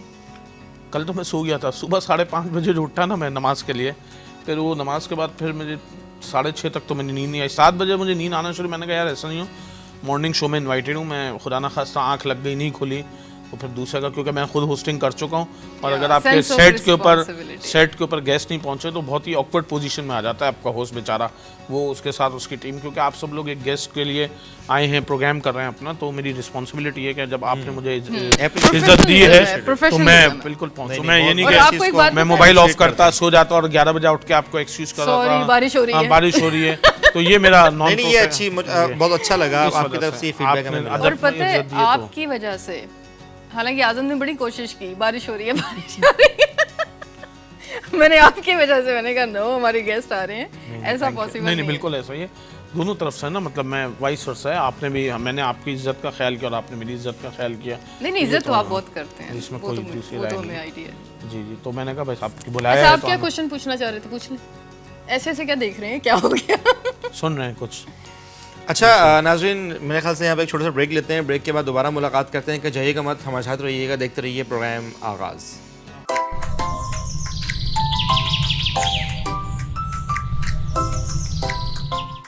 वेलकम बैक नाज़रीन, एक बार फिर खुशामदीद कहते हैं आपको प्रोग्राम आगाज़ में, और हमारे साथ मेहमान मौजूद है। अब हम बात करने वाले हैं इनसे कि भाई ये इनका प्राइमरी काम क्या है, प्राइमरी जॉब क्या है आपकी? देखिए हमारा काम है रियल एस्टेट का बिज़नेस करते हैं हम लोग कराची में, कराची से बाहर सक्खर तक हमारा काम है रियल एस्टेट का, और कंस्ट्रक्शन करते हैं, डेवलपमेंट्स करते हैं हम लोग, लोगों को हाई राइज बिल्डिंग्स बना के देते हैं, लो कॉस्ट हाउसिंग का स्कीम्स देते हैं हम लोग, प्लॉटिंग स्कीम्स देते हैं, ठीक है ना, और ये हमारा काम है।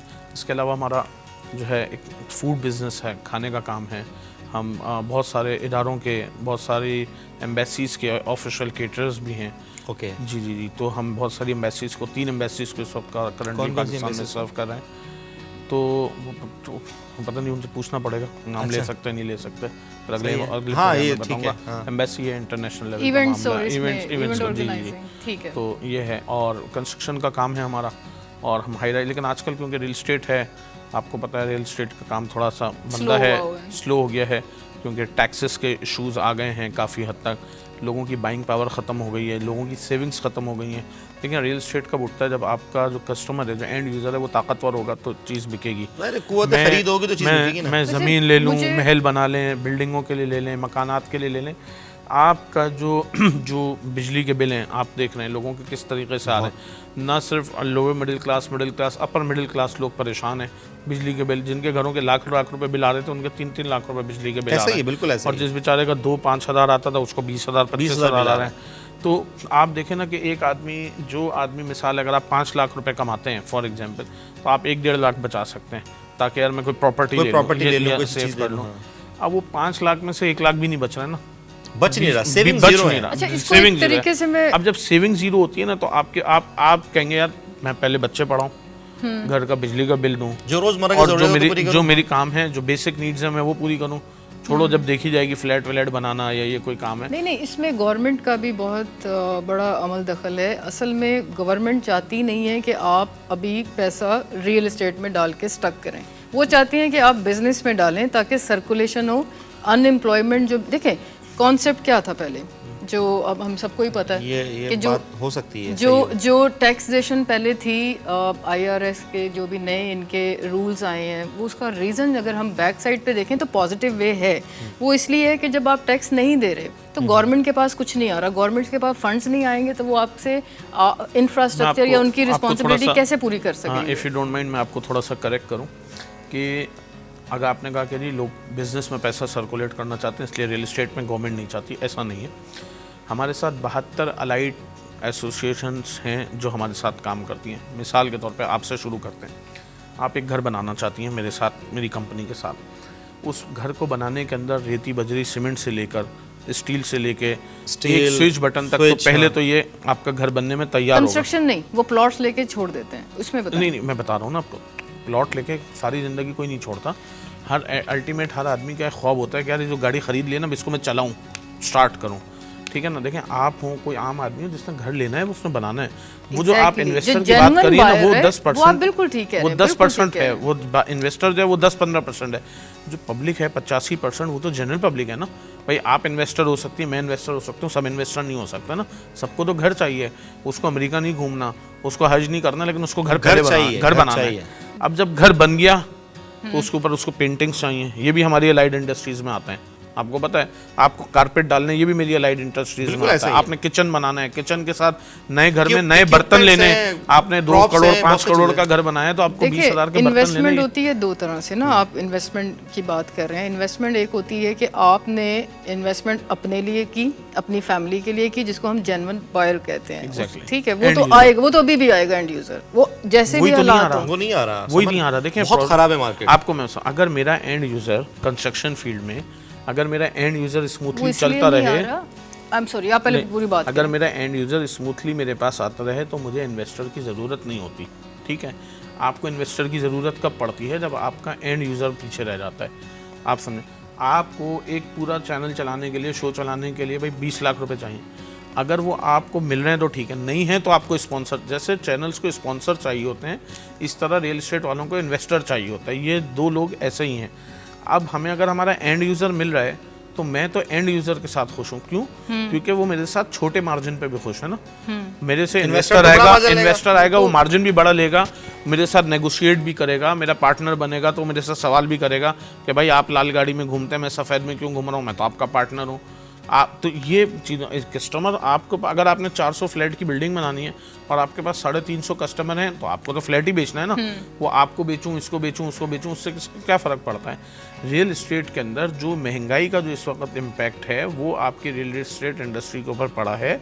जो आपके बिजली के बिल हैं, जो खुर्दनोश का आइटम महंगा हो गया है, 250, 200, 300 रुपये किलो पे दूध बिक रहा है। इंसान पहले अपनी औलाद को मजबूत करेगा तालीम के ज़रिए, उसकी ग़िज़ा के ज़रिए, प्रॉपर्टियों के ज़रिए थोड़ी ना वो उसको मजबूत करेगा। तो पहले आपके घर का जब स्ट्रक्चर मजबूत होता है, उसके बाद अब हमारे पास हमारा कौन कस्टमर है, हमारे पास 3-4 किस्म के लोग कस्टमर होते हैं। जो 1-1.5-2 लाख रुपए वाला आदमी ना, वो कस्टमर ही नहीं रहा अब हमारा। वो कस्टमर अब नहीं रहा, अब नहीं रहा। हाँ, मैं यही कह रहा हूँ, आज वो हमारा कस्टमर नहीं रहा 2 लाख रुपए वाला आदमी। आज हमारा कस्टमर जो है वो चला गया, वो जो 7-8 लाख रुपए कमाता हो, वो 5 लाख में घर चला है और 2 लाख रुपए दे। अब 8 लाख रुपए वाले कितने लोग हैं तनख्वाह लेने वाले कराची के अंदर? वो पाकिस्तान के अंदर, वो पाकिस्तान में। तो हमारा तो एक तो वो है कस्टमर, दूसरा हमारा है ओवरसीज बायर, तीसरा तबका वो है जो बिजनेस करता है। अब बिजनेस के लोगों के जो हालात हैं वो ये हैं कि वो ये सोचता है कि यार, आपकी वाली बात कि यार बिल्डर ने 4 साल में प्रॉपर्टी देनी है या 3 साल में देनी है, वो मेरी प्रॉपर्टी स्टक होगी, तो बेहतर नहीं है कि मैं आज अपने माल में पैसे को रोल करूंगा। 2 लाख तो मुझे 8,000 आज बच जाएंगे, 4 लाख करूंगा, 8,000 मतलब वही पैसे बच जाएंगे। तो उसको वो पैसे रोलिंग कर रहा है, उससे रोलिंग कर रहा है, तो उसके अंदर वो हो रहा है। हमारे पास आज भी लोग आते हैं, कस्टमर्स आते हैं और वो हमसे कहते हैं कि भाई हम आपसे माल लेना चाहते हैं, लेकिन लोगों की बाइंग पावर खत्म हो गई। एक बाइंग पावर नहीं है ना, बाइंग पावर। इन्वेस्टर क्यों इन्वेस्ट करेगा? मैं आप कहें कि कोई आदमी स्पॉन्सर करे, मैं स्पॉन्सर क्यों करूंगा यार? मेरा स्पॉन्सर तो व्यूअरशिप हो, देखने वाला। अगर मैं ये देखूं कि भाई कोई चैनल को देखने वाला ही नहीं है तो मैं स्पॉन्सर नहीं करूंगा। सही बात। और बायर खरीदने वाला नहीं हो तो इन्वेस्टर इन्वेस्ट नहीं करेगा। उसको पता है यार मैं इन्वेस्ट कर दूंगा, ये बिल्डिंगें बन के खड़ी रहेंगी, बिकेगा नहीं माल। यहाँ ये बड़े मसले ना आजकल जो है, थोड़ा सा जो रियल एस्टेट के अंदर है, 2 चीज़ें हैं, टैक्सेस और महंगाई। ठीक है ना, कस्टमर का इस वक्त बहुत लोगों का बुरा हाल है। हमें बिल मिन हैसुल कौम, हमारे जो स्टेक होल्डर्स हैं, जो हमारे इदारे हैं, जो हमारी पॉलिटिक्स है, हम सबको एक पेज पे हो जाना चाहिए। बिजनेसमैन को, पॉलिटिशियंस को और इस मुल्क के स्टेक होल्डर्स को। जब हम 3 लोग एक टेबल पे बैठेंगे, हम जो चीज़ को वे आउट करेंगे, उसके अंदर जो आपको एक्सपर्टीज़ बिजनेस से, टेक्नोक्रेट से चाहिए, वो आप टेक्नोक्रेट से। जो चीज़ें ब्यूरोक्रेसी आपको बता सकती है वो ब्यूरोक्रेसी बताए। जहां आपको प्रोटेक्शन पुलिस दे सकती है वो पुलिस दे के सर आप यहाँ पे बिजनेस करें, इलाके की जिम्मेदारी प्रोटेक्शन की हमारी है। हाँ, आपने सारे इदारों को लेके as businessman, as politician, as आप एक एरिए से MNA MPA मुंतखब हो रहे हैं, तो आपकी जिम्मेदारी है कि आप उस इलाके से जिससे आपने वोट लिया है, आपको उसके इंफ्रास्ट्रक्चर को ठीक कीजिए, आप फैसिलिटीज़ दें, लोगों को घरों में पानी दें। मतलब हर आदमी अपना अपना काम सही करेगा तो लोग खुशहाल होंगे तो काम। दूसरी बात ये कि थानवी साहब, वो मैंने एक चीज़ नोटिस की है कि जो हमारे जो पॉलिसी मेकर्स हैं, वो इनको ऑन बोर्ड लेते ही नहीं है, स्टेक होल्डर्स को वो ऑन बोर्ड ही नहीं लेते।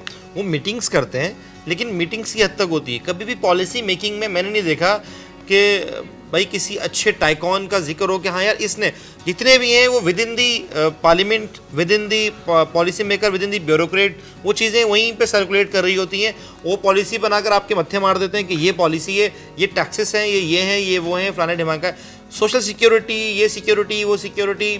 एक रियल एस्टेट एक बहुत बड़ा बिजनेस है, ठीक है।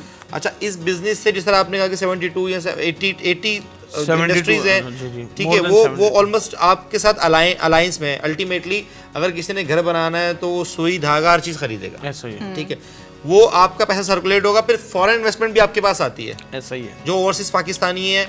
अच्छा, 2-3 साल पहले अगर हमारे मुल्क में सिक्योरिटी ठीक हो जाए ना, सिर्फ आपको सोशल सिक्योरिटी ठीक हो जाए, सोशल सिक्योरिटी ठीक हो जाएगी ना, तो आपको ओवरसीज पाकिस्तानी में, भाई हमारा तो काम ओवरसीज पाकिस्तानी है ना, उसको $1000 बच्चे तो 3.25 लाख रुपए बेचता है ना वो, तो 3.25 लाख रुपए देना मसला थोड़ी है कि अमेरिका में कोई बंदा बैठा है या लंदन में कोई बैठा है तो उसके लिए 1000 पाउंड भेजना कोई मसला नहीं है। लेकिन वो ये सोच रहा है कि यार पाकिस्तान में बिजनेस बैठा हुआ है, अगर मैं चलो बना लूँ, बिजनेस ठीक चल रहा हो, तो वो सोचता है मैं यहाँ आके क्या करूँ, यहाँ तो सिक्योरिटी के इतने इशू हैं, आप घर से बाहर निकले तो मोबाइल छिन जाएगा, वहाँ वो छिनने से बचेंगे तो आगे कहीं और लुट जाएंगे, कुछ रह जाए, मतलब अगवा हो जाएंगे, कोई ये हो जाएंगे, कोई वो हो जाएंगे ना, लोगों के अंदर अनसर्टेनिटी है, इनसिक्योरिटी बहुत है ना लोगों के अंदर। देखिए ये इतनी ज़्यादा फैल गई है कि अब हमारे पाकिस्तानी मुल्क से बाहर भाग रहे हैं। और 7 लाख की, अभी आप कह रहे थे जब मैं ब्रेक में बैठा हुआ था कि वो हम बचपन में जो लोग झंडे लगाना और ये सारा कल्चर है, बात यह है कि जब हम और आप जब छोटे थे और हम लोगों के घरों में झंडियों का एहतमाम हुआ करता था, तो बात यह है कि उस वक्त हमारे घर के जो बड़े थे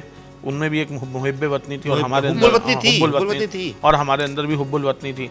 और अब हमारे अंदर हुब्बुल वतनी है, लेकिन हमारा बच्चा देख रहा है यार मुल्क का कल्चर देख रहा है, तो उसके अंदर से वो हुब्बुल वतनी निकल रही है, निकल रही है। असल में मसला पता है क्या है, मैं बता रही हूँ आपकी बात को। ये सोशल मीडिया जब से एक्टिव है ना, पहले क्या होते थे, सिर्फ प्रोग्राम होते थे, PTV चैनल है, 1-2 चैनल होते थे बस। अभी सोशल मीडिया में जो नेगेटिविटी है उसका इम्पैक्ट लोगों में बहुत पड़ रहा है। वो जो देखते हैं वो बिलीव कर लेते हैं, देख रहे हैं, यकीन मैं आपकी बात को बिल्कुल नहीं मानता, शायद ये भी इस बात को ना माने। सोशल मीडिया से आपको रियलिटी पता चली है, अवेयरनेस पता चली है, आपको कंपैरिजन करने का मौका मिला है, वरना आपको वही फीड किया जाता था जो आपको फीड करना अच्छा, चाहते चले थे। आप मुझे बताएं, आप बताएं, क्या आपको नहीं लगता क्या अमेरिका में या यूएई में या बाकी किसी भी जगह पे क्राइम नहीं होते या यूरोप में नहीं होते? of course हर जगह में क्राइम है, ऐसा नहीं है। लेकिन वहाँ पे समन मैं यूके में रहकर आया हूँ, मैं अमेरिका में रहकर आया हूँ, मैं इस दुनिया के 26-27 मुल्कों में रहकर आया हूँ, ये मसाइल नहीं है, ये मसाइल नहीं है। आप भले माने आप अमेरिका में रहकर आई हैं, आपको पता है आप अमेरिका में रहकर आए, मैं जानता हूँ आप पुलिस वाले भी रोकते थे ना, तो आपको बोलते थे पास, हम यूके में थे तो हमें पुलिस वाला रोकता था ना, पासपोर्ट चेक करा दो, हम बोलते पासपोर्ट नहीं है, वो हमें गाड़ी में बैठाता था, घर चलो, थाने ही लेके जाता था। आपके पास यहाँ पे बोलो यार गाड़ी आपके पेपर्स घर पर है, तो वो बोलेगा आप पहले थाने चलो। ये कंपैरिजन है ना, महल्ले में आपकी इज्जत रख रहा है आपको। आप पाकिस्तानियों को पूछना क्या? अच्छा पाकिस्तानी, मैं बिल्कुल मैं एक सच्चा हुब्बुल वतन पाकिस्तानी हूं। मैं सारे मुल्कों से होकर आने के बाद भी पाकिस्तान में हूँ, सही है। इससे बड़ी हमेशा हमारे घर वाले सिखाते थे अल्लाह रसूल और कुरान, उसके बाद है पाकिस्तान। बिल्कुल ऐसा ही, वैसा ही वही बात है ना, ठीक है।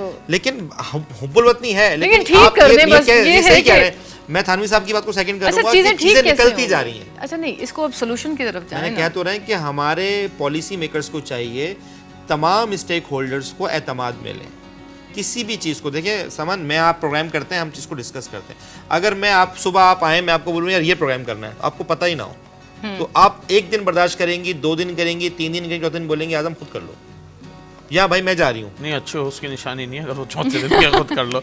हम जब जाते थे ट्रांसमिशन करने, रोज सुबह टॉपिक ही चेंज हो जाता था। असल में आपको दिया मिसाल के तौर पे अगले दिन ज़कात का टॉपिक, अब हम तो होस्ट हैं, मौलाना साहब आए, वो कह रहे हैं यार मेरी तो मुझे तो पता ही नहीं था, ग्रिप नहीं है, ज़कात पे मतलब ग्रिप है, ये मसाइल बहुत बारीक हैं, आज आप मुझसे नमाज पे बात करो तो हम नमाज पे बात करेंगे, वो कहेगा मुझसे रोजे पे बात करना, रोजे पे बात करेंगे। Once in a blue moon ना, once in a blue moon. नहीं, वो ये कहना चाह रहे हैं वो टैलेंटेड है, वो नहीं वंस इन कभी-कभार। मैं ये नहीं कह रहा मैं आपसे ज्यादा टैलेंटेड हूं, लेकिन एज होस्ट मैनेज करना, मैं बात करो कभी-कभार मैनेज करेंगे। तो वही हमारी, देखिए 70 सालों से हम चीजें थोपी जा रही है ना बॉस, तो हम अवाम है ना, हम मैनेज ही कर रहे हैं, सीधी सी बात है, वो यही तो कह रहे हैं, आज तक मैनेज कर रहे हैं हम अवाम होस्ट नहीं है, मैनेज कर रहे हैं। आहिस्ता हुब्बुल वतनी निकलती जा रही है। लेकिन इसकी सॉल्यूशन की बात करते हैं। हुब्बुल वतनी ऐसा नहीं है कि सर निकली जा रही है, ऐसा भी नहीं है।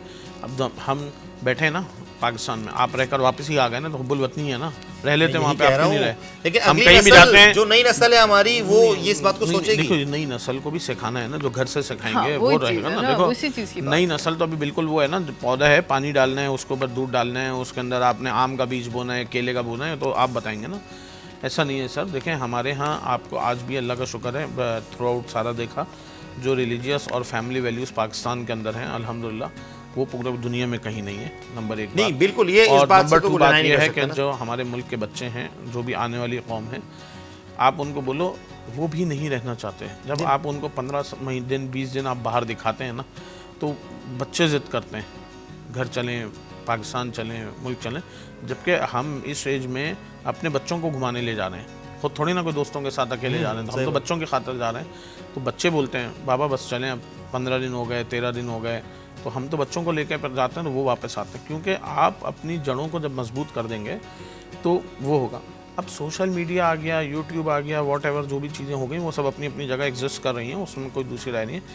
आज भी बहुत सारे लोगों के पास अपॉर्चुनिटीज़ हैं, मिल रहा है 2 करोड़ रुपए में पोर्टुगल का वीज़ा, 2 करोड़ रुपए बड़ी चीज़ है, चले जाएँ आप पोर्टुगल का वीज़ा लेके, रह लें, नहीं रहना चाहते हैं। बरतानिया की ऑफ़र है बहुत सारे लोगों को। मैं आपको एक बात बताऊं, बरतानिया में हम नहीं रहना, हम रह नहीं सकते। थानवी साहब, चीज़ों को ना डिटरमिन करने की ज़रूरत है। आप बात कर रहे हैं 2 करोड़ रुपए का वीज़ा है, एक बात कह रहा हूँ, मैं बात कर रहा हूँ आम उस लोअर मिडिल क्लास बंदे की जिसकी तनख्वाह 50,000 है, सही है, उसके पास 2 करोड़ हो ना, आपको पता है वो भी ना जाए, वो भी ना जाए। एक दफ़ा मैंने कहा था उसके लिए, एक जॉब के लिए, वर्क परमिट के लिए, अभी किसी को मैंने बोला, मैंने एक जगह में, हमारे दोस्त हैं दुबई के अंदर, वो जॉब अपॉर्चुनिटीज़ क्रिएट कर रहे हैं। मैंने एक को बोला, मैंने कहा भाई जॉब अपॉर्चुनिटी है, 10-12 लाख का वीज़ा, जाना है तो चले जाओ। उसने कहा सर मैं कैसे चला जाऊँगा, मेरी तो पीछे अम्मा हैं, अब्बा हैं, बहुत सारे लोग हैं ना, देखो पूरा फैमिली तो ले जा नहीं सकता वो 10-12 लाख में, अकेला ही जाएगा। अब वो कह रहा है कि भाई मतलब बहुत सारे लोग हैं, तो मैंने बोला भाई यहाँ क्या मिल रहा है? उसने कहा सर जो मिल रहा है अपने घर में बैठे। अब देखो बात ये कि अगर आप एक गोरे को लाके रखेंगे ना, वो तो बेचारा वो हो जाएगा, लेकिन अब हम और आपकी जो एजेस में हम पहुंच गए, अब हम इस एजेस के अंदर पक्के हो गए हैं, लाइट है नहीं है, पानी है नहीं है, बाल्टियां भर के रखनी है, ढीठ हो गए हैं असल में बाल्टियां भर के रखनी है, ढीठ हो गए हैं। असल में या तो हम देखिए थानवी साहब, मैं आपकी बात को मान रहा हूँ, लेकिन मैं आपकी बात से बहुत सारी चीज़ों से इनकार भी करता हूँ, समन की बात से भी करता हूँ। उन देखें, हम उन लोगों की ज़िंदगी से नहीं गुजर रहे जो लोग इस चीज़ से गुजर रहे हैं। हम ऊपर बैठ के चीज़ों को देखें और एक ग्राउंड पर उतर के चीज़ों को देखेंगे ना, आपको अंदाज़ा होगा। आप उन लोगों की स्ट्रगल देखें जो लोग, अभी इन्होंने कहा कि मुझे हमारे जो यहाँ पे क्रू मेंबर हैं, उन्होंने कहा कि हमारे वहाँ पे इतना इतना पानी है। ये स्ट्रगल है, अगर वो ऑफिस आ रहे हैं, स्ट्रगल है, इतने इतने कपड़े खराब करके अगर ऑफिस आ लेकिन रहे हैं, क्यों ये स्ट्रगल है? इंतजामिया का काम है ना। तो कि यही तो अपना मैं आपसे कह रहा हूँ। देखिए वही इंतजामिया का मसला काम यही है कि इंफ्रास्ट्रक्चर टैक्सेस हम सारे दे रहे हैं यार। मैं अपने साल का टैक्सेस दे रहा हूँ, रिटर्न्स भी भर रहा हूँ, बिजली भी टैक्स दे रहा हूँ, मैं जीएसटी भी दे रहा हूँ, मजे हर की चीज। बात आपको पता है, है, तकलीफ हर पेपर्स तरीके से देखिए, है। मजे की बात ये होती है पेपर्स में वो सड़कें बन जाती हैं, वैसे नहीं बनती। यही तो बात मैं कह ये रहा हूँ। मतलब इसमें सोल्यूशन यही तो कह रहा हूँ, स्टेक होल्डर्स को अगर आप ऑन बोर्ड नहीं लेंगे, सोल्यूशन नहीं। रियल एस्टेट से रिलेटेड लोग हों, जो आप फील्ड चलाना चाहते हैं उसके अंदर उसके आप एक गुरु को रखें, जो भी जिस फील्ड का है उसको रखें, आपका मुल्क खुद इंशाल्लाह तरक्की करेगा, इसमें तो कोई दूसरी राय नहीं है ना। ये हमारा वो है। आप इर्रेलेवेंट आदमी को आप स्टेक कर दें, इर्रेलेवेंट इदारे में ना लगाएं। आप देखिए इर्रेलेवेंट अगर आपको स्टेक दे ही नहीं है। मुझे आपको मैं आपको बताऊं, मैं छोटा सा था ना, तो मैं आपको बहुत ये जेन्युइन बात बता रहा हूँ, नाज़रीन भी देख रहे हैं कि मैं बचपन में ना थोड़ा सा ज़्यादा हेल्दी था, अभी भी कुछ कम नहीं हूँ, लेकिन हाँ बिल्कुल। तो मुझे क्लास 6 में हमारे स्कूल के जो स्पोर्ट्स का टीचर था ना, उसने मुझे टीम का कैप्टन बना दिया। अब टीम का जो कैप्टन होता है वो फ्रंट से लीड करता है। तो मैंने उसको पूछा, हसन साहब थे, अमेरिका में होते हैं, मेरे उस्ताद रहे वो, और बड़ी इज्जत की उन्होंने।